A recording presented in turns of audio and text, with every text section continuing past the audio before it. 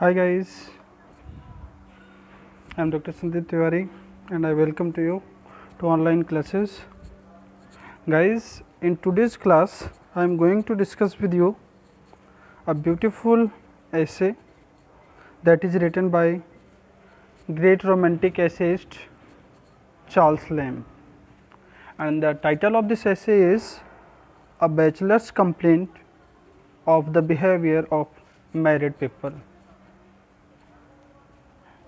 As you see the title, it is very interesting essay in which the essayist Charles Lamb discuss about the behavior of the married people and how they behave against or how they behave to unmarried people.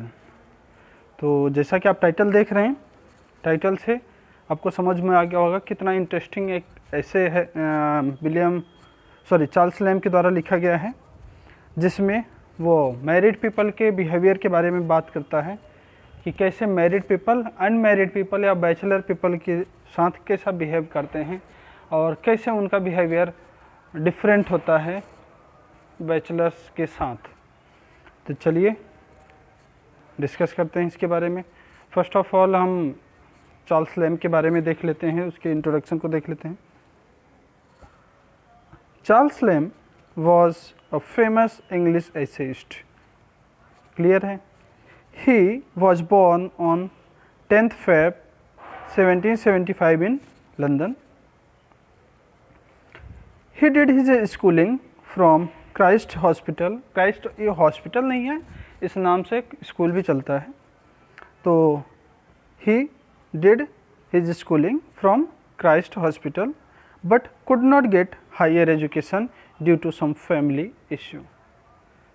School education उसने ले लिया but higher education नहीं ले पाया, कुछ family issues के कारण। Lamb did not get married because he had to take care of बच्चों यहाँ हिज पढ़ना हिज एलिंग सिस्टर मैरी। उसने शादी नहीं किया, किसने? चार्ल्स लैम्ब ने। क्यों? क्योंकि उसकी बीमार एक सिस्टर थी जिसका नाम था मैरी लैम्ब, उसकी देख रेख करने के लिए उसने शादी नहीं किया। एक्चुअली उसकी सिस्टर जो मैरी थी उसको दौरे आते थे या वो साइकोलॉजिकली या मेंटली जो है वो डेवलप्ड नहीं थी या मेंटली मैच्योर नहीं थी, उसको पागलपन का दौरा आता था और उसकी देख रेख करते करते एक दो बार चार्ल्स लैम्ब को खुद को भी वैसा दौरा आया, बट वो कंट्रोल कर लिया। लेकिन उसकी सिस्टर इससे काफ़ी परेशान रहती थी, तो उसने अपनी सिस्टर की देखभाल करने के लिए उसने लाइफ टाइम शादी ही नहीं की। आगे देखते हैं। Essays of Elia is considered his masterpiece. Essays of Elia एक कलेक्शन है, एसेज का कलेक्शन है जिसमें बहुत सारे एसेज इंक्लूड हैं। तो essays of Elia is considered his masterpiece. ये जो कलेक्शन है उसका मास्टरपीस जाना जाता है, मास्टरपीस के रूप में जाना जाता है। मतलब चार्ल्स लैम्ब को अगर कोई अच्छे से जानना चाहे या चार्ल्स लैम्ब के बारे में कोई जानकारी लेना चाहे तो एसेज ऑफ इलिया कलेक्शन के नाम से उसको जान सकता है कि इसका राइटर चार्ल्स लैम्ब है। He used Elia as a pen name he used for his essays.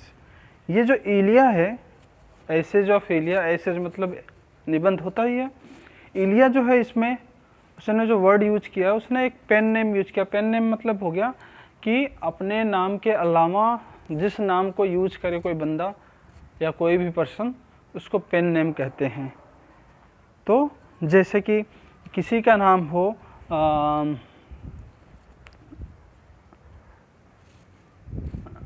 किसी का नाम मान लीजिए कि कुछ भी हो और उसका शॉर्ट नाम यूज करे, जैसे किसी का नाम राजकुमार हो, राजकुमार, और उसको शॉर्ट में राज यूज करें या राजू कह के बुलाएं, तो वो जो पेन नेम यूज करते हैं मतलब अपने नाम के अलावा अपने आप को पुकारने के लिए या किसी और को पुकारने के लिए जो वर्ड यूज करते हैं उसको पेन नेम कहते हैं। तो जिस ये जो इलिया है एक पेन नेम है जिसके द्वारा चार्ल्स लैम्ब ने अपने एसेज लिखे हैं, या इस वर्ड को उन्होंने as a pen name use किया है अपने एसेज के लिए। तो he used Elia as a pen name he used for his essays which mostly published in London magazines. उसने इलिया जो पेन नेम है वो यूज किया है उन एसेज के लिए जो मोस्टली कहाँ पब्लिश हुए हैं, लंदन मैगजीन में। He was master in blending pathos and humour in his essays. Charles Lamb को अगर कोई अच्छे से जाने, या चार्ल्स लैम्ब को कोई अच्छे से जानता है, या चार्ल्स लैम्ब के बारे में अगर हमें सबसे अच्छी क्वालिटी जाननी हो तो वो ये है कि चार्ल्स लैम्ब अपने एसेज में, अपने वर्क्स में ह्यूमर के साथ पैथोज भी मिक्स करता है। मतलब सैडनेस और हैप्पीनेस, मजाक और मौकरी और सैडनेस, मजाक और दुख, दोनों एक साथ यूज करता है वो। तो पैथोज और ह्यूमर, थोड़ा दुख और थोड़ा मजाक, दोनों ही लेकर के वो चलता है अपने एसेज में। Due to this quality he earn the title master of essayist. और पैथोज और ह्यूमर यूज करने की वजह से ही उसको मास्टर ऑफ एसेइस्ट भी कहा जाता है, या इस रूप में भी उसको जाना जाता है।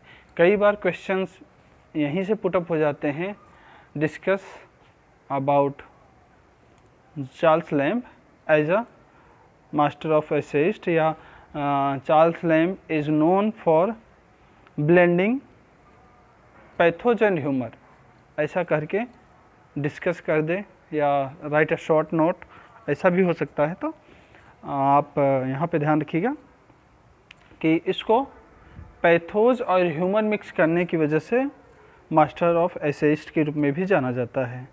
हिज डोमिनेंट वर्क आर, उसके जो मेन वर्क्स हैं जो ज़्यादा फेमस हैं वो हैं from Shakespeare, essay of Elia, the adventure of Ulysses and on the tragedies of Shakespeare. ये 4-5 जो वर्क्स हैं इसके कुछ ज़्यादा ही फेमस है। वर्क्स तो और भी हैं इसके, बट वो इन वर्क्स की वजह से जो अभी यहाँ आपके सामने डिस्कस किया गया है, इनकी वजह से वो कुछ ज़्यादा ही फेमस है। आगे देखते हैं। अब हम इस ऐसे के बारे में बात करें, जो इस ऐसे के बारे में आज हम डिस्कस करने जा रहे हैं। A bachelor's complaint of the behaviour of married people was first published in 1823 in Charles Lamb's essay collection essays of Elia. तो ये जो अपना ऐसे है जिसका टाइटल क्या है, a bachelor's complaint of the behaviour of married people. ये जो ऐसे है ये फर्स्ट टाइम 1823 में पब्लिश हुआ था। और कहाँ पब्लिश हुआ था? लैम्ब्स के एसेज का कलेक्शन है जिसके बारे में अभी मैंने आपको बताया था, एसेज ऑफ एलिया, उसमें ये पब्लिश हुआ था। मतलब ये ऐसे जो आज हम पढ़ने जा रहे हैं ये उसके उस कलेक्शन एसे ऑफ एलिया नामक जो कलेक्शन है उसमें ये पब्लिश हुआ। Charles Lamb's essay this essay has an mock serious tone and it is written in an argumentative style.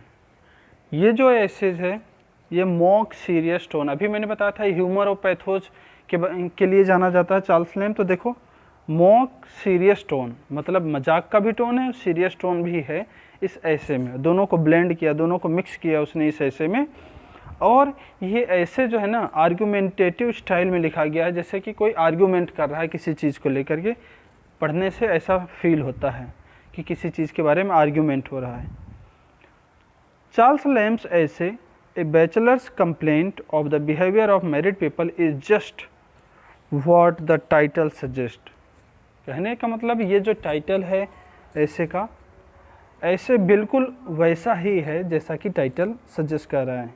यहाँ मतलब इसमें एक बैचलर का कंप्लेंट है किसके विरुद्ध? मैरिड पीपल के विरुद्ध, उनके बिहेवियर के विरुद्ध। It is indeed a bachelors complaint of the behaviour of married people. वास्तव में ही ये क्या है? कंप्लेंट है बैचलर पर्सन का, किसके लिए?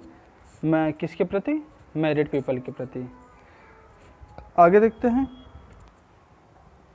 Lamb has discovered a number of weakness in married people and has therefore found much consolation in his state of bachelorhood। इस एसेज में उसने बहुत सारी कमियां निकाल के दिखाई हैं, किसमें? मैरिड पीपल में, कि मैरिड पीपल या मैरिड लाइफ में बहुत सारी कमियां हैं और इस वजह से he found much consolation in his state of bachelorhood, और अपने आप में बहुत संतुष्टि फील करता है कि वो बैचलर है। कहने का मतलब वो कहता है कि मैरिड पीपल में या मैरिड पीपल जो हैं, मैरिड लाइफ जो है इसमें बहुत सारी कमियां हैं, और जब उन कमियों के बारे में बात करता है तो वो कहता है कि मैं खुश हूँ, अपने आप को सांत्वना देता है कि मैं अनमैरिड हूँ या बैचलर हूँ। It is not the quarrels of husband and wifes that consoles him for having remain unmarried. वो कहता है कि हस्बैंड वाइफ की लड़ाई, कमियों की बात कर रहा है ना कि मैरिड लाइफ में बहुत सारी कमियां हैं जिसकी वजह से मैं दुखी होकर के इसमें अनमैरिड रहना ज़्यादा खुश अच्छा फील करता हूँ। तो वो कहता है कि हस्बैंड वाइफ की लड़ाई मुझे तंग नहीं करती, या हस्बैंड वाइफ की लड़ाई मुझे परेशान नहीं कर रही, या हस्बैंड वाइफ की लड़ाई देख करके मैं अपने आप को अनमैरिड ज़्यादा अच्छा फील कर रहा हूँ, ऐसा नहीं है। जो चीज़ मुझे परेशान कर रही मैरिड पीपल की उसके बारे में बात करता है। वो क्या कहता है? What offends him at the houses of married person is that they are pretending as they are in love। बोलता है कि उनकी लड़ाई मुझे परेशान नहीं करती है, उनकी लड़ाई मुझे उनके पास जाने से नहीं रोकती, बल्कि वो कौन सी चीज़ है जो मुझे मैरिड पीपल के लोगों के पास जाने के लिए या उनके घर पे जाने के लिए से रोकती है, वो है उनका प्रिटेंडिंग नेचर, मतलब बहानेबाजी या दिखावेबाजी, कि वो कैसे दिखाते हैं कि हम दोनों बहुत ज़्यादा प्रेम करते हैं, मतलब हस्बैंड वाइफ बहुत ज़्यादा प्रेम करते हैं। तो वही बता रहा है कि that they are pretending as they are in love, मतलब वो ये चीज़ दिखाने की कोशिश करते हैं कि वो प्रेम में हैं व एक दूसरे से प्रेम करते हैं। कई बार आप लोग भी देखते हो कि आप किसी के घर जाते हो तो हस्बैंड वाइफ घर में कितनी भी लड़ाई हो, लेकिन कोई बाहर का मेहमान आता है या कोई और आता है तो उसके सामने ऐसे बन के रहते हैं जैसे कि उनमें कोई लड़ाई ना हो, एकदम प्रेम व्यवहार से रहते हैं। तो लैम्प उस बिहेवियर के बारे में बात करता है कि हाउ दे आर प्रिटेंडिंग, कैसे वो लोग क्या कर रहे हैं, बहानेबाजी कर रहे हैं, जबकि the fact is other thing या the fact is not as it is, जो सच बात है वो ऐसी नहीं है जैसा कि वो दिखा रहे हैं, लेकिन दे आर प्रिटेंडिंग, लेकिन वो ऐसा बहाना कर रहे हैं। तो ये जो चीज़ है, ये उनकी जो क्वालिटी, उनका जो बिहेवियर है, ये चीज़ लैम को बहुत बुरा लगता है, ये इस चीज़ से वो परेशान है। तो वो कहता है कि हस्बैंड और वाइफ की लड़ाई मुझे उनसे दूर रखती है या मुझे उनके पास जाने से रोकती है, ऐसा नहीं है। मुझे जो चीज़ उनके पास जाने से रोकती है वो है उनकी बहानेबाजी, उनकी दिखावेबाजी, कि वो ये दिखाने की कोशिश करते हैं कि वो प्यार में हैं, एक दूसरे से प्रेम करते हैं, but it is not true, ऐसा नहीं है।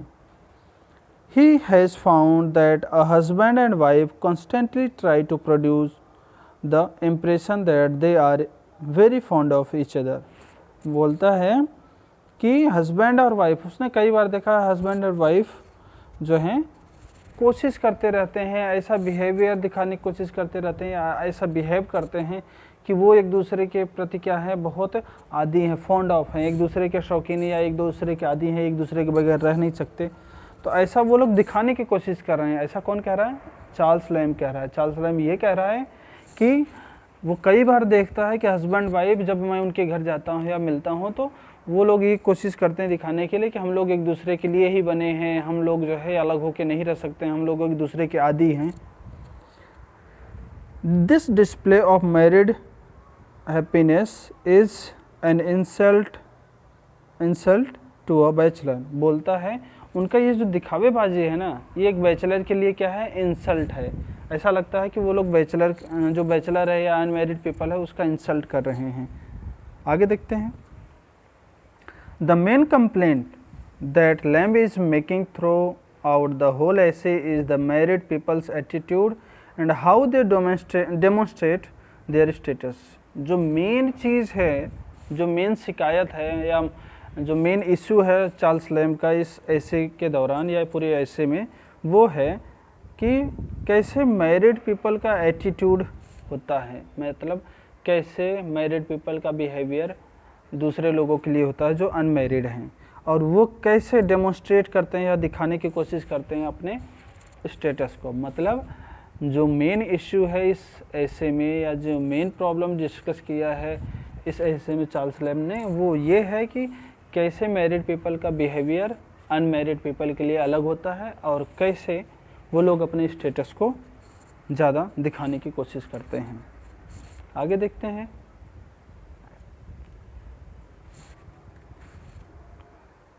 Towards the end of the essay, Lamb brings up the subject of children and how they also contribute to married people's attitude। और एसेस के अंतिम साइड में या समाप्ति की तरफ लैम्ब जो है उनके बच्चों के बारे में बात करता है, उनके बच्चों को भी उनकी लाइफ से जुड़ा हुआ बताता है और बताता है कि कैसे जो मैरिड पीपल हैं उनके बच्चे उनकी लाइफ में उनके स्टेटस को या उनके एटीट्यूड को कैसे और बढ़ा देते हैं या उनके एटीट्यूड में कैसे अपना कंट्रीब्यूशन देते हैं।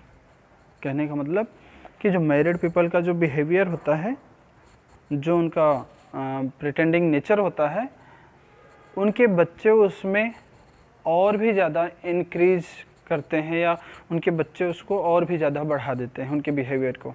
मतलब उनके बच्चे उनके बिहेवियर को और भी डिफरेंट बना देते हैं। देखिए कैसे क्या, by he also brings out all the negative aspects of children. और इस ऐसे में उसने चिल्ड्रेन के नेगेटिव एस्पेक्ट्स के बारे में बताया है कि मैरिड पीपल जो है जिस चीज़ का दावा करते हैं, जिस चीज़ का घमंड करते हैं कि मेरा बच्चा ये वो, तो वो बच्चों के नेगेटिव एस्पेक्ट्स को भी लेकर के आता है कि बच्चों के होने का नेगेटिव इम्पैक्ट क्या पड़ता है या बच्चों की वजह से क्या क्या लॉसेज होते हैं। By using the negative aspects of children, he further discuss his disapproval of married people and their actions। और बच्चों के नेगेटिव एस्पेक्ट्स के साथ ही साथ वो अपने डिसअप्रूवल या अपने अलगाव के बारे में आगे और भी बात करता है। किससे अलगाव के बारे में? मैरिड पीपल के बारे में और उनके बिहेवियर के बारे में। मतलब उसने एसेज में उनके बच्चों से रिलेटेड भी बात किया है, मैरिड पीपल के बच्चों से रिलेटेड, और उसके क्या नेगेटिव एस्पेक्ट्स रहे हैं या उनकी वजह से क्या प्रॉब्लम्स आते हैं उसके बारे में बात किया है। और इन सब बातों को करते हुए वो अपने सेपरेशन को या अपने अलगाव को ज़्यादा प्रूव करने की कोशिश करता है कि वो क्यों मैरिड पीपल से अलग रहना ज़्यादा अच्छा पसंद करता है। तो ये आज की वीडियो में हमने इसके मेन थॉट्स के बारे में या मेन इंट्रोडक्शन के बारे में डिस्कस किया है कि चार्ल्स लैम्ब के बारे में थोड़ी जानकारी ली कि चार्ल्स लैम्ब क्या कैसे है। फिर हमने इस ऐसे के बारे में थोड़ी जानकारी ली, कब कहाँ पब्लिश हुआ है, और फिर इस ऐसे में उसने किन किन चीज़ों के बारे में डिस्कस किया है उसके बारे में हमने जानकारी ले ली है। अब इससे नेक्स्ट लेक्चर में हम इस ऐसे के क्रिटिकल नोट को पढ़ेंगे या क्रिटिकल कमेंट देखेंगे इसका। तो आज के लेक्चर में बस इतना ही, मिलते हैं नेक्स्ट लेक्चर में इसके नेक्स्ट पार्ट के साथ। तब तक के लिए बाय बाय, थैंक यू।